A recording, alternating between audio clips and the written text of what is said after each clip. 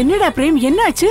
என்னங்க பாட்டி, சௌந்தர்யா மேல உங்களுக்கு புதுசா பாசம் வந்துருச்சுல, அந்த பாசம் உங்களோடவே இருக்கட்டும்.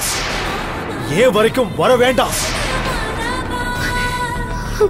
இனிமே ஏன் மேல யாரும் வருத்தப்படவும் வேண்டாம்.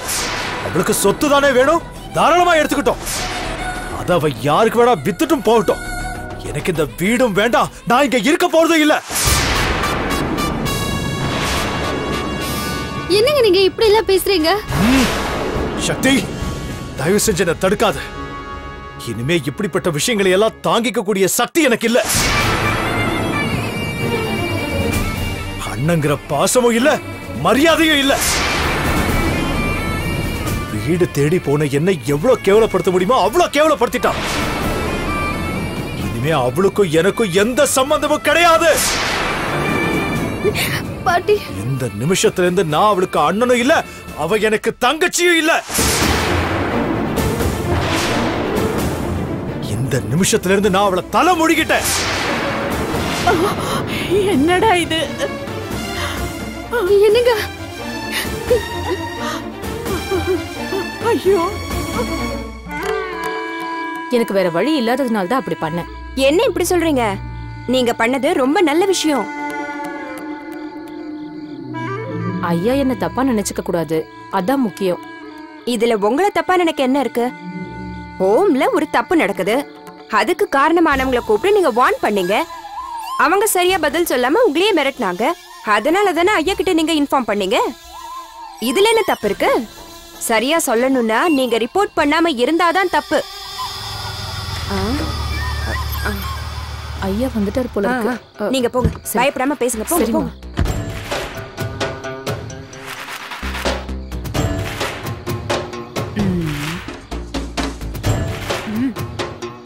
போன்ல நீங்க சொன்ன விஷயம் எல்லாம் உண்மைதானா? ஆமாங்க ஐயா, அவங்கள கூப்பிட்டு பேசினேன். அவங்க என் மேல கோவப்படுறாங்க.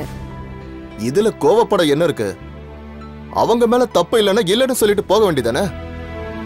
எனக்கு அடுத்ததா இங்க இருக்கிறது நீங்க தான்.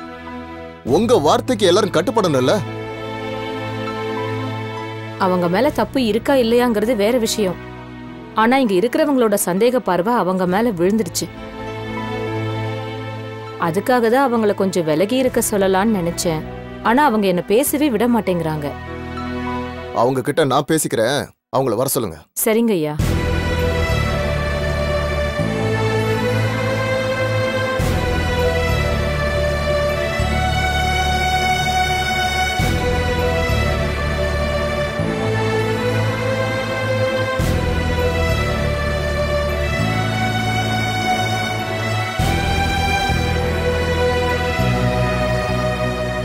Hello sir, how are you? I am fine.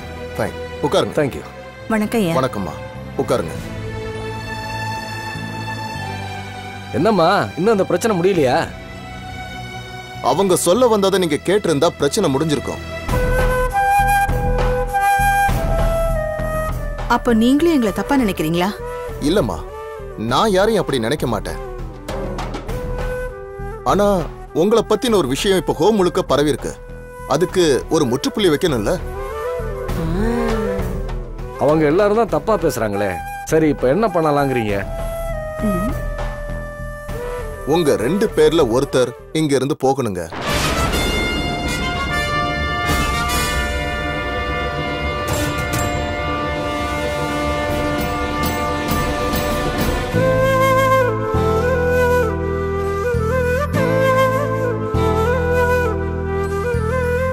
அதுக்காக இங்க இருந்து விரட்டுறதா நினைக்க வேண்டாம். இதே மாதிரி ஒரு ஹோம எனக்கு வேண்டிய ஒருத்தர் நடத்திட்டு இருக்காரு. இங்க இருக்கிற எல்லா வசதிகளும் அங்கேயும் இருக்கும்.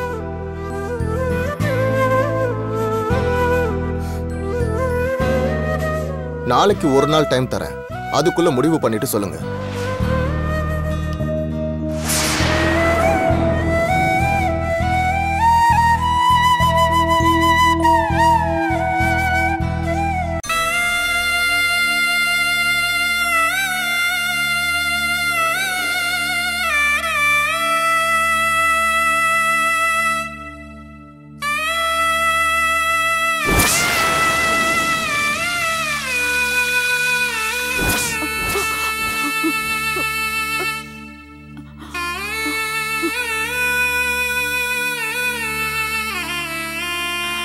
அம்மா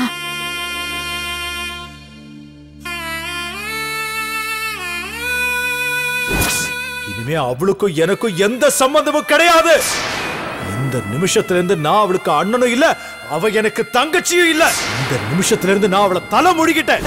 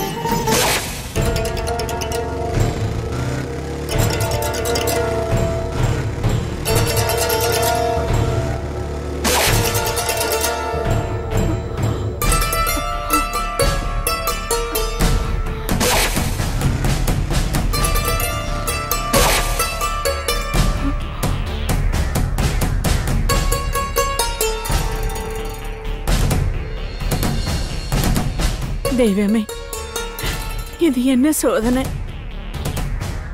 கூட பிறந்த தங்கச்சியே தலை முழுகிட்டானே. எப்படியுமா ஒரு அண்ணன் இருப்பான்? அப்படி என்ன அவ தப்பு பண்ணிட்டா?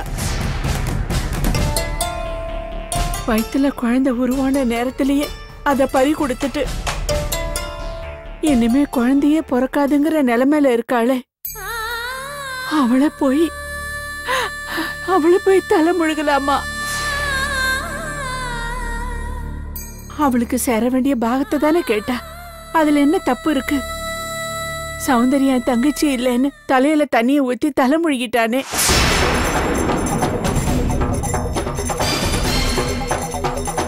அவங்களோட உறவு பிரியக்கூடாது, ஜென்ம ஜென்மமா நிலைக்கணும்.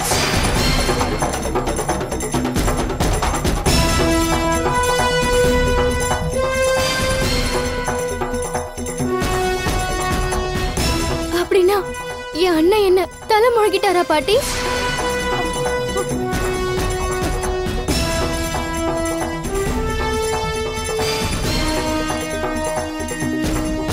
சொல்லுங்க பாட்டி, சொல்லுங்க. அண்ணன் என்ன தலை முழுகிட்டாரா? சொல்லுங்க பாட்டி, என்ன நடந்தது? தமயந்திக்காக பறிஞ்சு பேசிக்கிட்டு எங்க வீட்டுக்கு வந்தான்.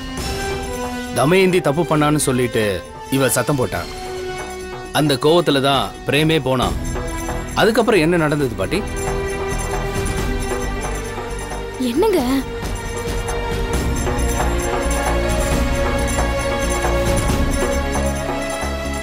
அப்படி வந்தவன் பக்கெட்ல இருந்த தண்ணியை தூக்கி தலைமையில ஊத்திக்கிட்டு இவனை தலைமுழுகிட்டேன்னு சொல்லிட்டா.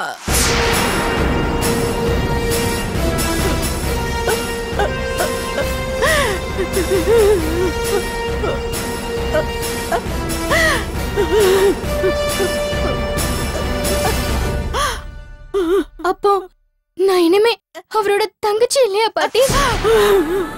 அப்படி எல்லாம் சொல்லாதடி.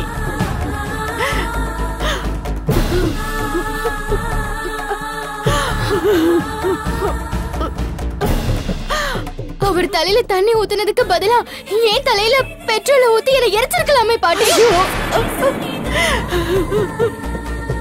அப்படி எல்லாம் சொல்லாத சௌந்தர்யா.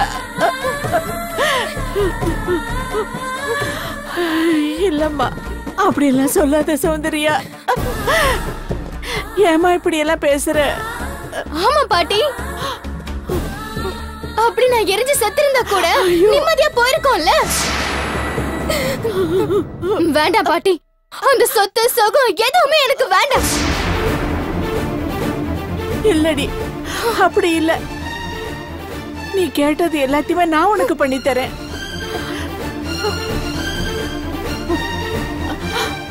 சௌந்தர்யா கேக்குறா, நீங்க தரேங்கிறீங்க. பிரேம் கூட அததான் சொல்றான். அப்புறம் என்ன பிரச்சனை? ஆனா தமயந்தி தான் சொத்தை கொடுக்க கூடாதுங்கிறா. எனக்கு சொத்து கொடுக்க கூடாதுன்னு சொல்ல அவளுக்கு என்ன உரிமை இருக்கு? நேத்து கல்யாணமானவ இந்த பேச்சு பேசுறாளா? அப்போ என்னை விட பிரேம் மன்னனுக்கு அவ முக்கியமா போயிட்டால. பரவாயில்ல, அண்ணன் என்ன தலை முழுகிட்டாருல. முழுகினதாவே இருக்கட்டும். என்ன நடக்குதுன்னு பார்க்கலாம். என்னங்க, வாங்க போலாம்.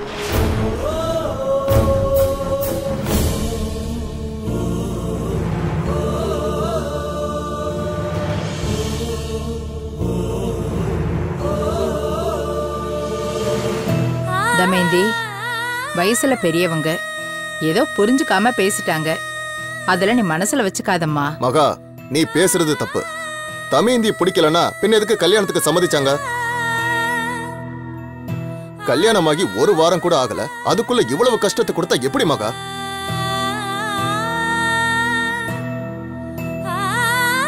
சௌந்தர்யா பண்றது தப்புன்னு எல்லாருக்கும் தெரியுது. தெரிஞ்சு அவளுக்கு சப்போர்ட் பண்றாங்கன்னா என்ன அர்த்தம்?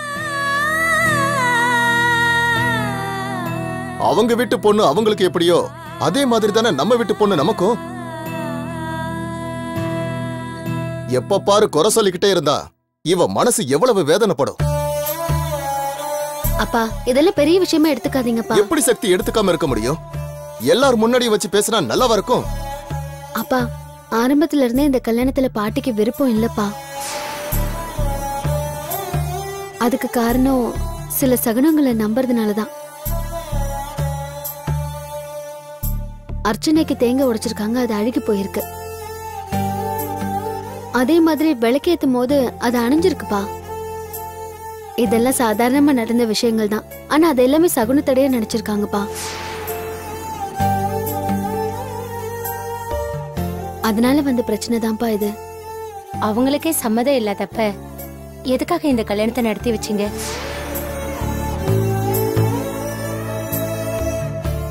ஒவ்வொரு தடவையும் என் கல்யாணம் தடப்பட்டு கல்யாணங்கிற வார்த்தையை கேட்டாலே மனசுக்குள்ள ஒரு பயம் பரவிட்டு இருந்தது. அதனாலதான் நீங்க கல்யாணம் பண்ணிக்கன்னு கேட்டப்போ நான் தயங்கினேன். இப்ப பாருங்க, நான் பயந்த மாதிரி தானே நடக்குது. நான் எப்படி அந்த வீட்டுக்குள்ள வருவேனே எனக்கு தெரியல. சக்தி, நீயாவது அந்த அம்மா கிட்ட அதை தெளிவுபடுத்தி இருக்கலாம்ல.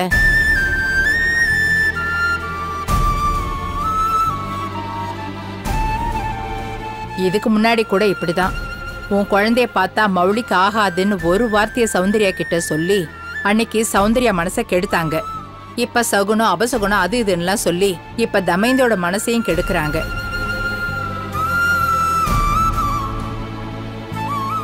வாழ வந்த பொண்ணை இப்படியெல்லாம் பண்ணலாமாமா? இப்படி ஒரு கஷ்டத்தை அர்ச்சனா வீட்டுல இருக்கிறவங்க பண்ணதுனால தானே அவ அந்த வீட்டை விட்டே வெளியே வர்ற மாதிரி ஆயிடுச்சு. இல்லம்மா, அர்ச்சனாவோட விஷயம் வேற. விஷயம் வேற வேற ஆனாலும் பாதிக்கப்பட்டவங்க நம்ம வீட்டு பொண்ணுங்க தானடி. பொண்ணு விட பையன் விட யாரா இருந்தாலும் முதல்லயே பேசி தீர்த்தரணும். கல்யாணம்னு ஒண்ணு ஆயிட்டா பொண்ணையும் மாப்பிளையும் சந்தோஷமா வாழ வைக்க முயற்சி பண்ணணுமே தவிர அதுக்கப்புறம் பிரச்சனை ஆரம்பிக்க கூடாது. இப்படி நடந்ததுக்கெல்லாம் காரணம் பாட்டி இல்லப்பா, அண்ணனும் சௌந்தர்யாவும் தான். சொத்து பிரச்சனையில இருந்து ஆரம்பிச்சு அதுல இருந்து ஒண்ணுன்னா பண்ணிட்டு இருக்காங்க. ஆரம்பத்துல கூட பாட்டி இப்படிலாம் இல்ல. அவங்க ரெண்டு பேரும் ஏதோ பேசிதான் பாட்டியோட மனசை மாத்திருக்காங்க. அவங்கதான் அப்படி பண்றவங்கன்னு தெரியும்ல, பின்ன எதுக்காக அவங்கள கொண்டு வந்து பக்கத்துல வச்சீங்க? என்ன பண்றது தமேந்தி, நான் நல்லது நினைச்சுதான் அப்படி பண்ணேன். ஆனா இப்படி எல்லாம் ஆகும்னு எனக்கு தெரியாது. சரி, எதுவா இருந்தாலும் அங்க வச்சு பேசிக்கலாம் தமேந்தி. நீ வீட்டுக்கு வா.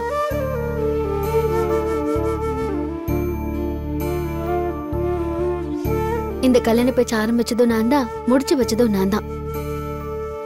அதே மாதிரி உனக்கு சந்தோஷமான வாழ்க்கையை அமைச்சு கொடுக்க வேண்டியது என்னோட பொறுப்பு.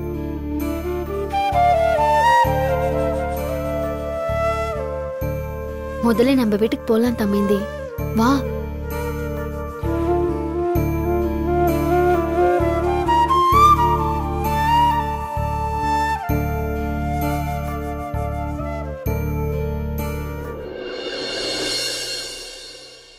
நான் ஒரு விஷயம் கேள்விப்பட்டேன்.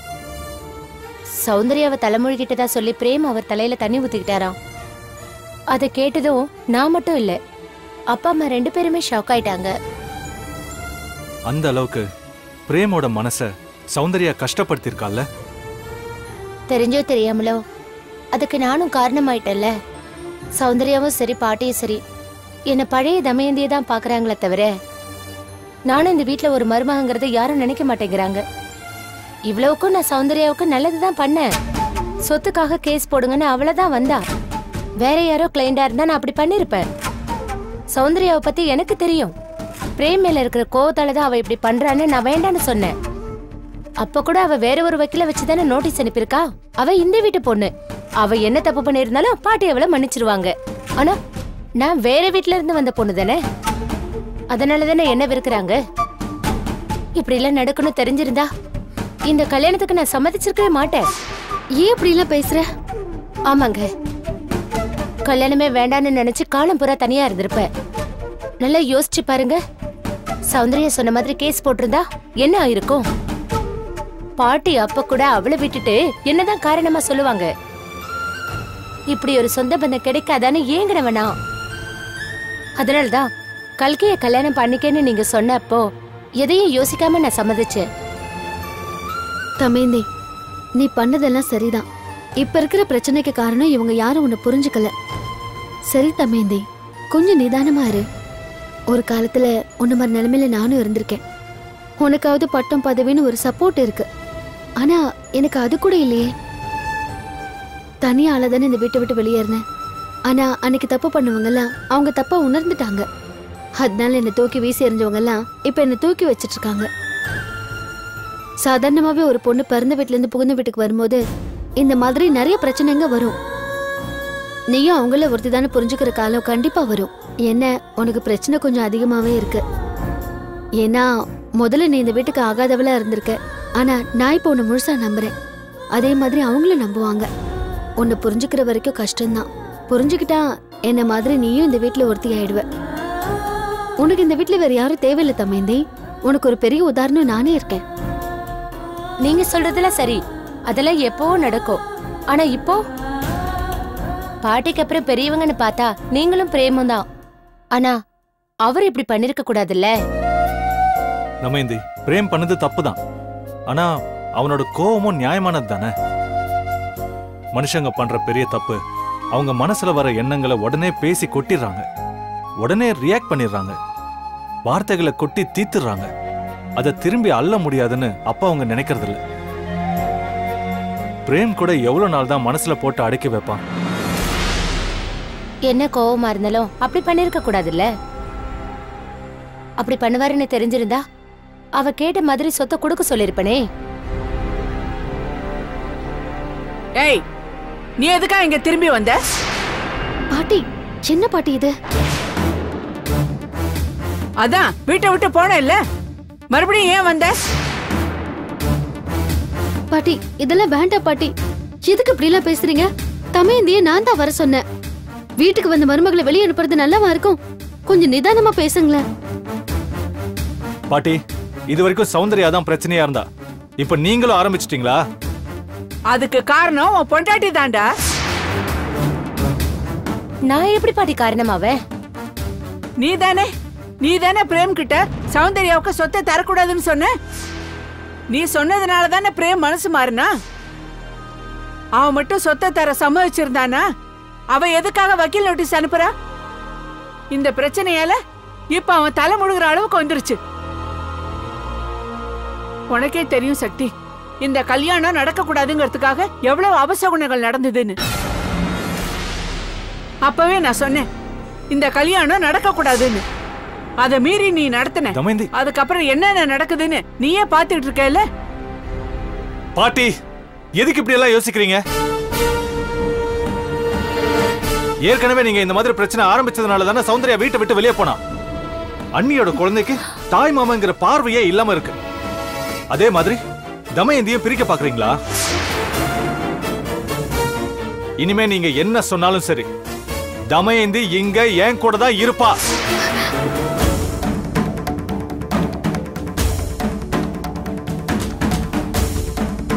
தமயந்தி, பாட்டி கிட்ட நான் எல்லாத்தையும் விவரமா சொல்லிட்டேன்.